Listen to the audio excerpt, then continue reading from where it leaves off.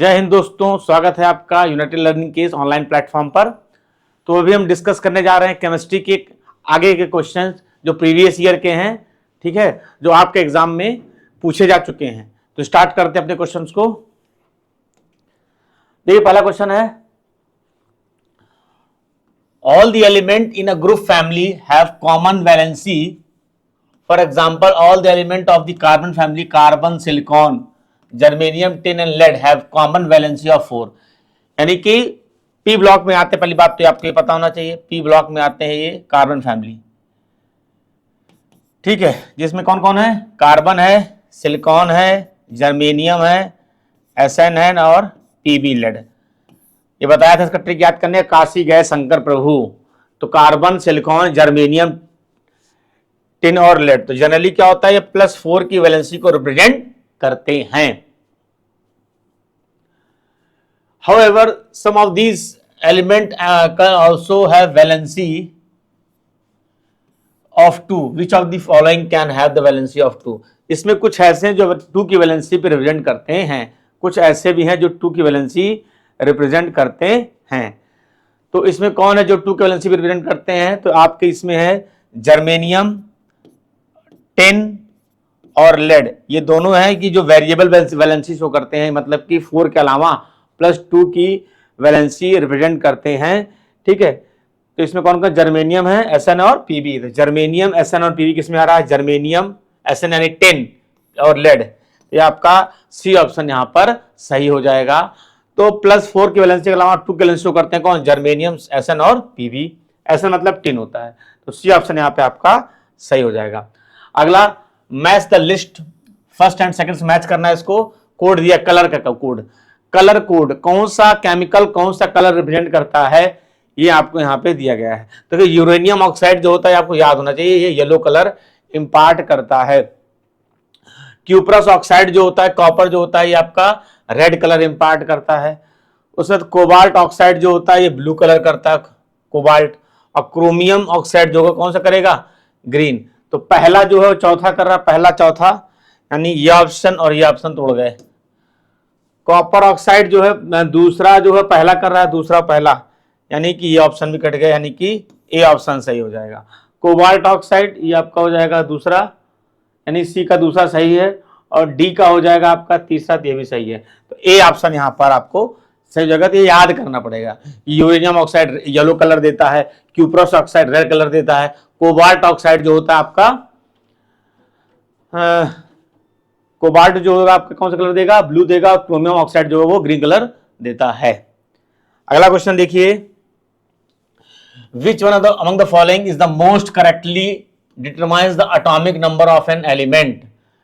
Atomic number of an element जो है, one of following most correctly determine the atomic number of element, कौन बताता है? तो आपने पढ़ा, एटॉमिक नंबर पढ़ रखा है, E बराबर P बराबर Z, ये पढ़ रखा है। Z क्या होता है, एटॉमिक नंबर है। Z यहां क्या है, रिलेशन याद रखना है, एटॉमिक नंबर। Z यहां पे है एटॉमिक नंबर है।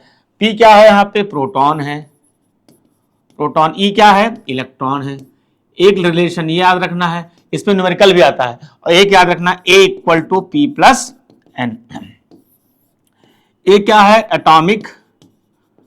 एटॉमिक मास है, P प्रोटॉन है, और N क्या है, न्यूट्रॉन है। N आपका न्यूट्रॉन। ये रिलेशन, इस पे न्यूमेरिकल भी मिल सकते हैं, ठीक है। या फिर आप कहें व्हाट इज एटॉमिक मास, क्या होता है, sum of proton and neutron, that is called atomic mass. What is atomic number, तो number of atomic number equal number of proton equal number of electron हो जाएगा आपका। तो अकॉर्डिंग टू दिस, अब question पूछ रहा है कि एटॉमिक नंबर कौन अच्छे से डिफाइन कर रहा है, तो atomic number equal to number of proton equal to number of electron. तो number of proton and electron, number of ions, number of nucleons. तो ये गलत हो गया, ये भी गलत हो गया। देखिए, number of proton and electron, तो अगर हम देखें तो atomic number of proton and number of electron के इक्वल हो रहा है, ठीक है। तो आपका ये हो जाएगा, दैट इज बी ऑप्शन यहां पे आपका सही हो जाएगा। एटम के अंदर जो न्यूक्लियस, एटम जो होता है इलेक्ट्रिकली न्यूट्रल होता है, क्योंकि number of proton number of electron के क्या होते हैं, बराबर होते हैं, और न्यूट्रॉन पे कोई चार्ज नहीं होता है, ये आपको याद रखना है। Now the next question, A stable nucleus lied with atomic number less than 10 has stable nucleus। तो स्टेबल न्यूक्लियस का मतलब क्या हो रहा है, ठीक है, स्टेबल न्यूक्लियस का मतलब होता है कि न्यूक्लियस के अंदर जो नंबर ऑफ प्रोटॉन है और नंबर ऑफ न्यूट्रॉन क्या होंगे, इक्वल होंगे। ये न्यूक्लियस है, न्यूक्लियस के अंदर जो होंगे जब नंबर ऑफ प्रोटॉन और नंबर ऑफ न्यूट्रॉन क्या होंगे, इक्वल होंगे, तो जो आपका एटम होगा क्या होगा, स्टेबल होगा।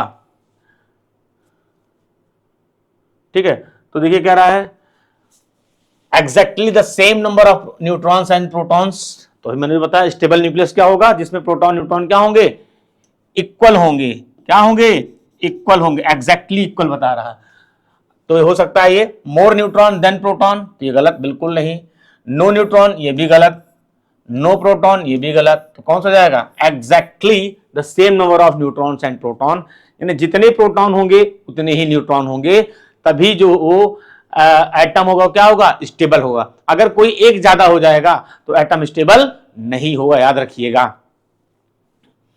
अगला क्वेश्चन, इन ऑक्सीडेशन, ऑक्सीडेशन क्या होता है, व्हाट इज ऑक्सीडेशन। तो ऑक्सीडेशन क्या होता है, एडिशन, अगर डेफिनेशन की बात करें, एडिशन ऑफ ऑक्सीजन, यानी उस कंपाउंड में जो भी हो ऑक्सीजन जुड़ रहा है, या और removal of hydrogen, removal of hydrogen, तो दोनों में से कोई एक हो रहा है, या तो ऑक्सीजन जुड़ना या हाइड्रोजन का हटना, दैट इज कॉल्ड ऑक्सीडेशन कहा जाता है। ठीक है, तो जैसे हमने कहा C+O2 गिव आउट क्या, CO2। तो देखिए यहां पे अभी कार्बन के पास ऑक्सीजन नहीं था, लेकिन यहां पे आ गया है, यहां पे आ गया है, तो ये क्या हो गया, ऑक्सीडेशन हो गया। क्या होगा, यहां पे ऑक्सीडेशन हो जाएगा। तो hydrogen is displaced from the substance, ठीक है, एंड इलेक्ट्रोपॉजिटिव, तो hydrogen displace from the substance, तो हाइड्रोजन डिस्प्लेस हो जाएगा, तो हाँ बिल्कुल सही है, डिस्प्लेस रिमूवल ऑफ हाइड्रोजन, तो बिल्कुल सही, ये भी इस ऑप्शन सही है। An electropositive element is added to added और a proportion of electropositive element increase in the substance, तो ये ऑप्शन गलत है, ऐसा कुछ नहीं है। इसमें आपका यही होगा कि या तो ऑक्सीजन जुड़ रहा होगा या तो हाइड्रोजन हट रहा होगा, रिमूव हो रहा होगा। तो इसमें hydrogen is displaced from the substance, ये सही है, ओनली ए ऑप्शन यहां पे आपका सही हो जाएगा, ऑप्शन ए करेक्ट होगा। अगला देखिए, when a copper rod is dipped in aqua silver nitrate the colour of the solution changes blue, this is because, क्या कह रहा है, व्हेन अ कॉपर रॉड यानी Cu, कॉपर की रिएक्शन करा किससे, सिल्वर नाइट्रेट से, AgNO3 से करा दिया आपने, ठीक है, तो बन जाएगा क्या, CuNO3 का होल ट्वाइस, और सिल्वर क्या हो जाएगा, बाहर हो जाएगा। तो देखिए यहां पे क्या है, क्योंकि अगर इलेक्ट्रोकेमिकल सीरीज देखोगे तो भैया क्या होगा, कॉपर ज्यादा रिएक्टिव है और सिल्वर कम रिएक्टिव होगा। कॉपर ज्यादा रिएक्टिव होगा तो कॉपर जो होगा सिल्वर को डिस्प्लेस कर दे रहा है, कॉपर हाई रिएक्टिव, सिल्वर तो इसको क्या कहते हैं, डिस्प्लेस कर दिया, हटा देगा वो।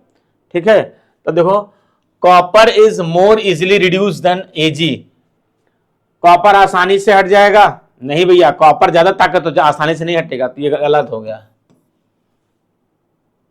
Copper is more easily reduce, easily reduce नहीं होगा copper, silver is more easy reduce than copper, हाँ सिल्वर आसानी से हट जाएगा, कंपैरिजन टू कॉपर सिल्वर आसानी से रिमूव हो गया, बिल्कुल सही, हाँ ये ऑप्शन हो सकता है। Nitrate ion act as an oxidizing agent, गलत। Nitrate ion act as a reducing agent, बिल्कुल गलत।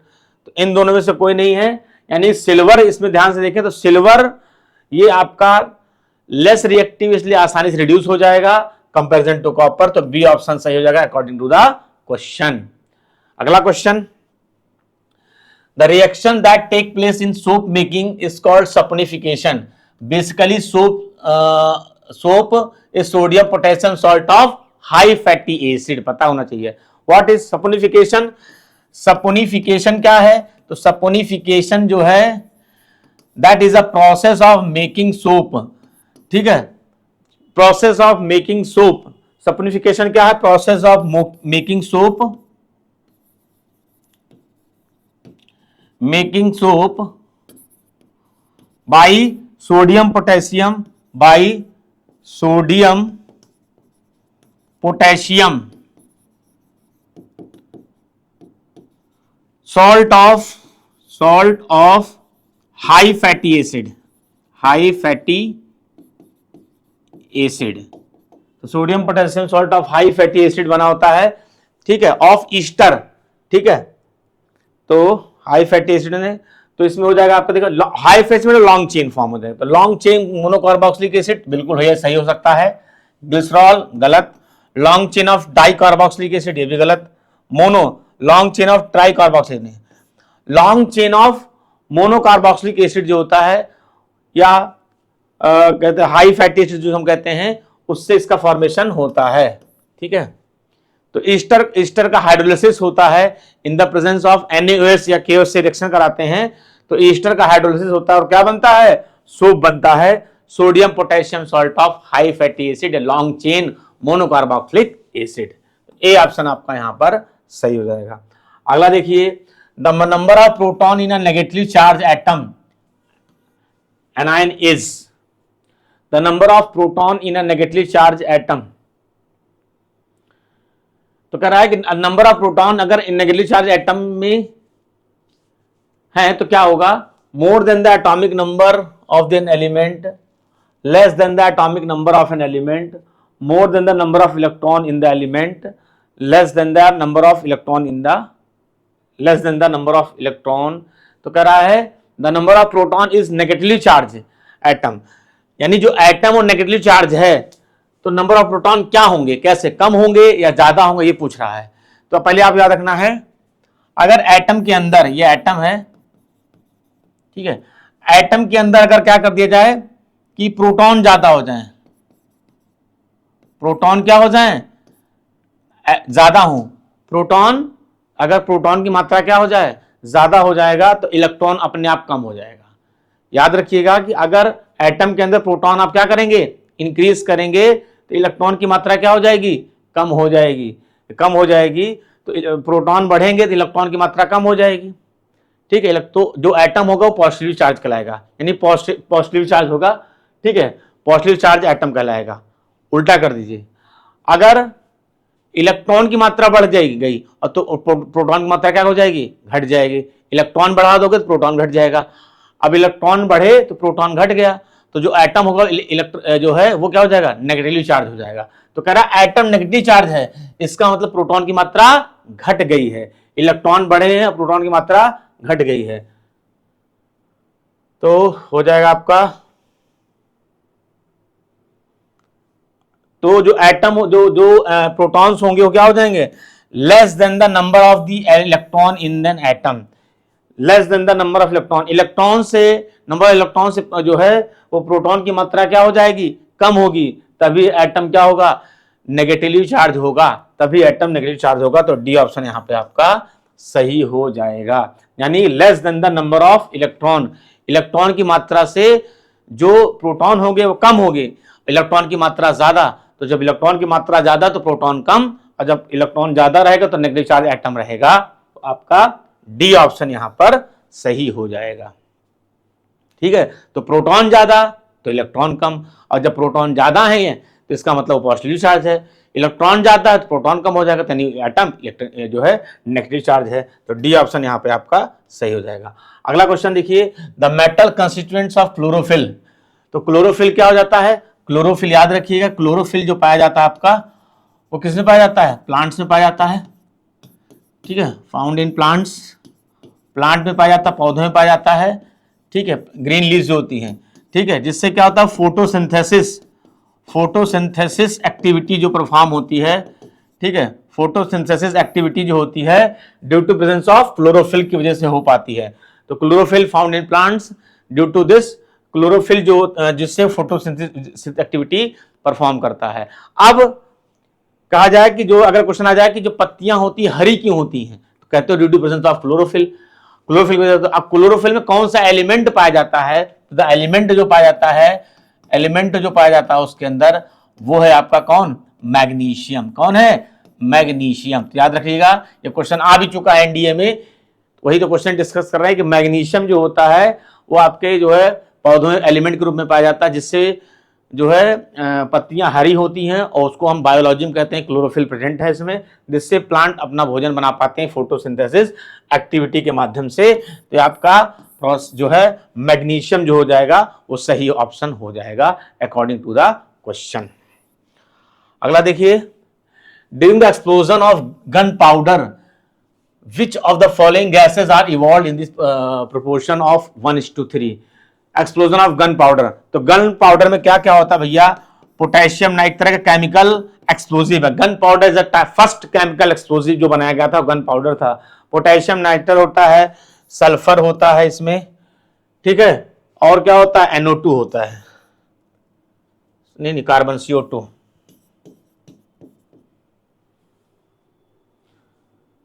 ठीक है। तो पोटेशियम नाइट्रेट होता है, सल्फर होता है, CO2 होता है, ठीक है। तो इसमें जो कंपाउंड बनता है, ठीक है, उसमें जो कंपाउंड बनेगा जब कराते हैं तो एक तो बन जाएगा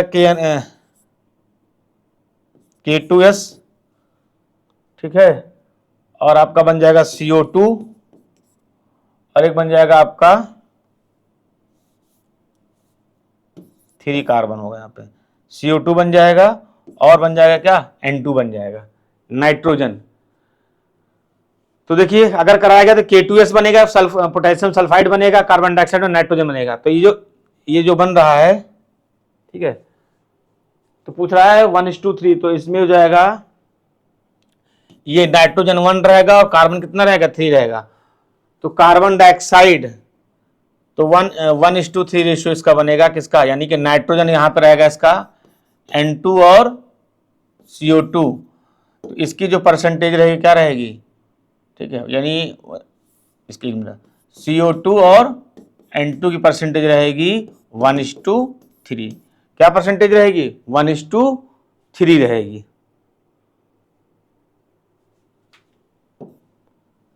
यहां पे लगा दोगे क्योंकि कार्बन 3 और यहां 3 आ जाएगा, तो कार्बन यहां पे हो गया ये, तो 1:3 रहेगी इसकी परसेंटेज, ठीक है, ये याद रखिएगा। N2 पहले आ जाएगा, एक मिनट,